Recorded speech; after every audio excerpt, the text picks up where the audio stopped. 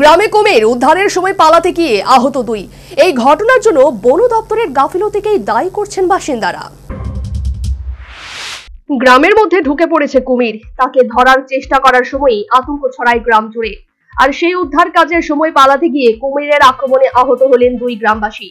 মধ্যপ্রদেশের নিমচ এলাকার ঘটনা, এই জন্য বন দপ্তরের গাফিলতিকেই দায়ী করছেন বাসিন্দারা জানান, খবর পাওয়ার পরেই সেখানে পুলিশ চলে এলেও বন বিভাগের কর্মীরা প্রায় 5 ঘন্টা দেরি করে আসেন। তাদের দাবি, বনকর্মীরা এলেও কুমির ধরার উপযুক্ত সরঞ্জাম নিয়ে আসেননি। আর উদ্ধার কাজ চালানোর সময় কুমিরটি বিভিন্ন দিকে ছুটে যায়। তখনই কুমিরের আক্রমণে আহত হন মোহনলাল এবং তার ছেলে ঘিসালাল সুধার। তাদের স্থানীয় হাসপাতালে নিয়ে যাওয়া হয়।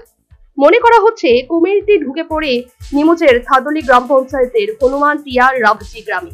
আধিকারিকদের মতে, অতিরিক্ত বৃষ্টির কারণে বিভিন্ন নদীর জল বেড়ে গিয়েছে, সেই কারণেই কুমিরটি চলে এসেছিল এই গ্রামে।